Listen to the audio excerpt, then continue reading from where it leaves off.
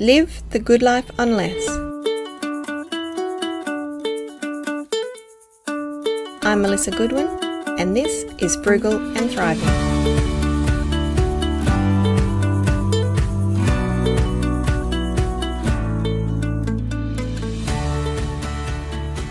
Hi, and welcome to episode 3 of the Frugal and Thriving podcast. I'm your host, Melissa Goodwin, and in this episode, I'm going to share with you 3 key strategies for creating a more effective budget. Now, before we start, I want to ask whether you've ever created a budget and how did you go? Did you hit your savings targets, or did unexpected expenses keep cropping up that made it impossible to stick to your budget? If you can relate to the second scenario, then I want to assure you that you're not alone. Studies suggest that less than 30% of us create a budget, and of those of us who do, very few of us actually stick to it.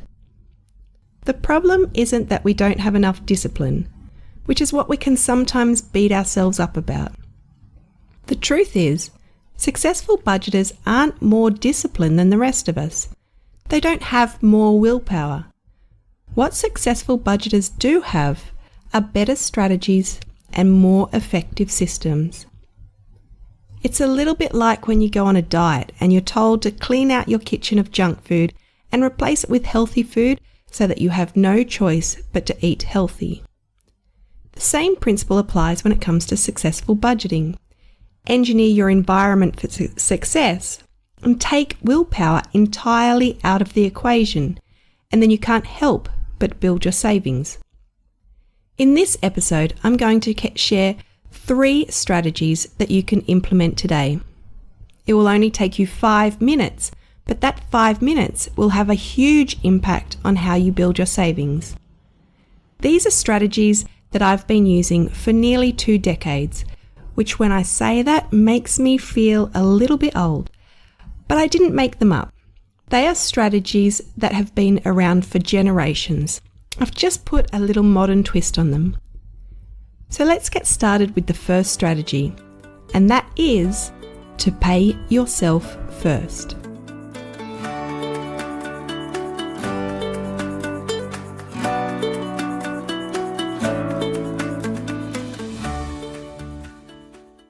Here's the equation for a standard budget.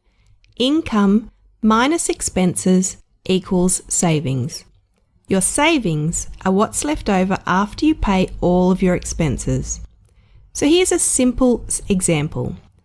Just say you get paid $100 each week and your expenses add up to $90. Then you have $10 left to put towards your savings. On the face of it, this way to budget makes complete sense, right? It's a completely logic way to work out our finances. Here's the problem. As humans, we're not as logical as we like to think we are. We all have the tendency to spend first on impulse and then rationalize to ourselves our spending afterwards. In fact, behavioral economists study just how irrational we are when it comes to money. And marketing is a whole industry based on emotional spending.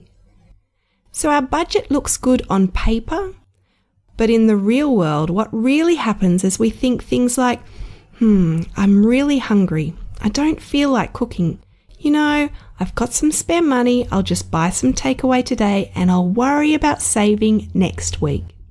Does that sound familiar? I know I do this all the time. So what's the solution?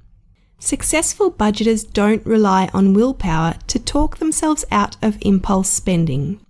Instead, they turn the traditional budgeting equation around. Instead of income less expenses equals savings, they do income minus savings equals expenses. In other words, they save first and then spend what's left over. If there is only one budgeting tactic you ever do, this is it.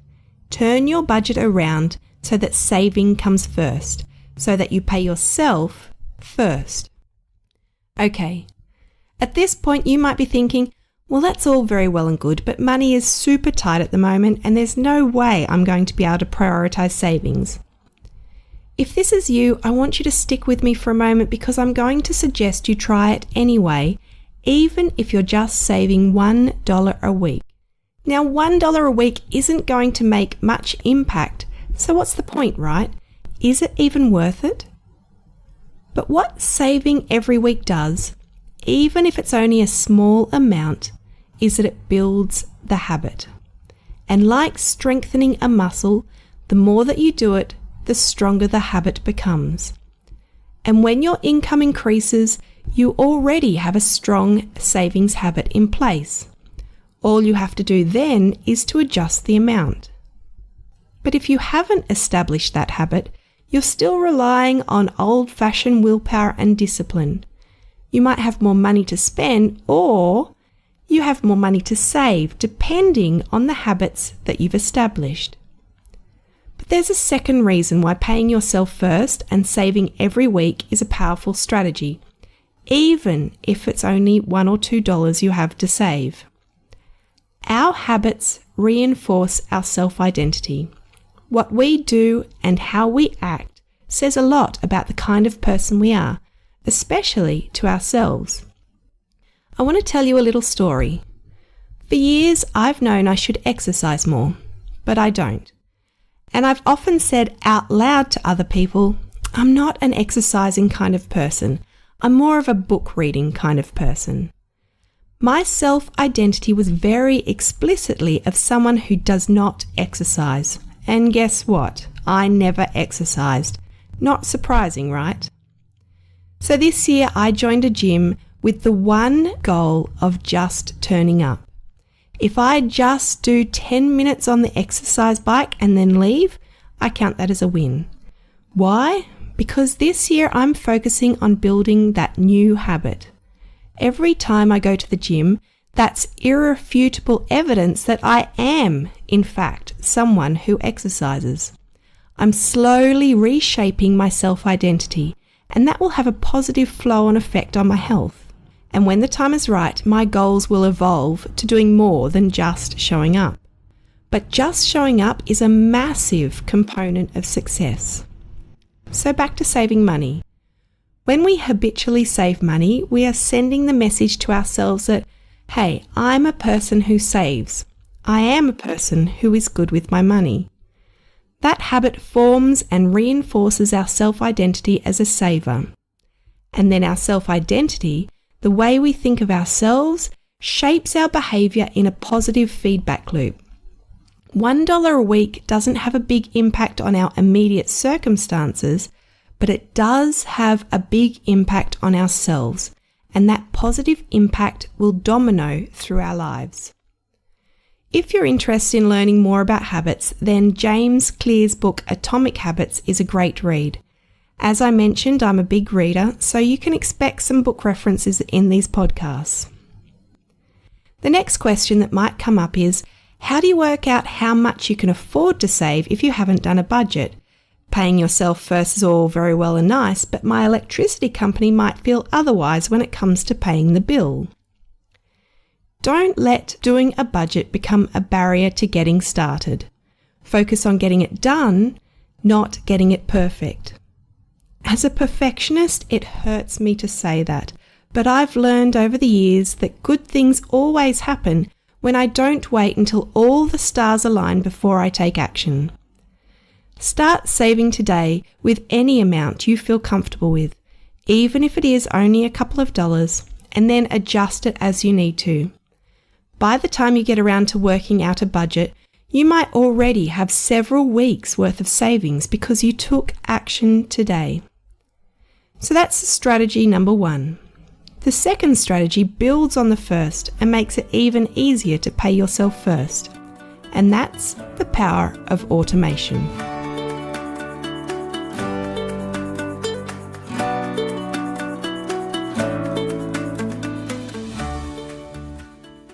The cool thing about modern banking is that you can schedule payments in advance and put those payments on repeat so you don't have to worry about them. Remember when I said that successful budgeters don't rely on willpower? Automating your savings eliminates willpower 100%. Your savings are on autopilot without you ever having to have that "I really shouldn't be spending this money" conversation in your head. Here's how automating your savings works. It's payday. Your pay hits your transaction account. Then on the same day, money is automatically transferred into a high interest savings account because you've already set up that transfer to happen and you've set it to repeat. Boom. Savings done before you're even out of bed. This takes less than 5 minutes to set up using online banking. You can even do it using your phone's banking app right now while you're listening and get on top of your savings before this podcast episode is even finished. If you don't have a savings account already, again, this takes only a few minutes to apply for online. Here's what to consider when looking for a savings account. 1. No fees. You don't want fees eating away at your savings. 2. A higher interest rate than your transaction account. And I know the interest rates are terrible at the moment. Nevertheless, that's what to look for. 3. No EFTPOS card. You don't want easy access to these savings. This comes back again to not relying on willpower. When the impulse to spend money hits, and it will because it happens to all of us, you can't act on it because your savings are safely locked away. So now that you've got your savings on track, what are these savings for anyway? Well, there are lots of options, of course. You can save for whatever is your heart's desire. But there is a third strategy for budgeting success that I want to share, and that is using your savings to build an emergency fund.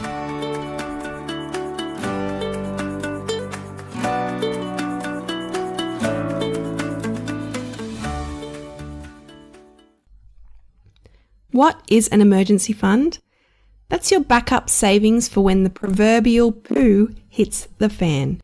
It's an amount that covers everyday money emergencies like the car breaking down, or the fridge blowing up, or the teenager needing a new laptop for school. It's your peace of mind that stops you from sliding too far when these inevitable expenses crop up. How much should you aim to save for your emergency fund? $1,000 is a nice round number that covers many of the everyday emergencies like the ones I just mentioned.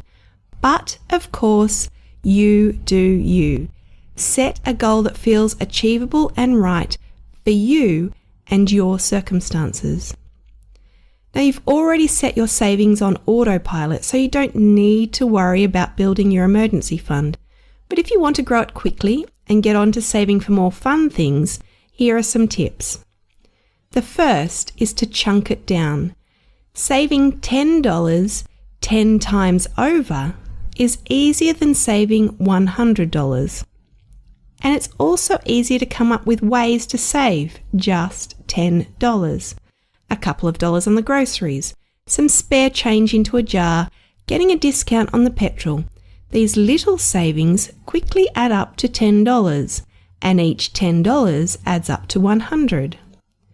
The important thing to remember is that every time you save money on anything, transfer that money to your savings account so that those savings don't get eaten up by something else. Another option is to give your emergency fund a quick boost by looking around your house and seeing if you have any clutter that you can sell. A garage sale can be a great way to clear some space and make a little extra money to give your savings a boost.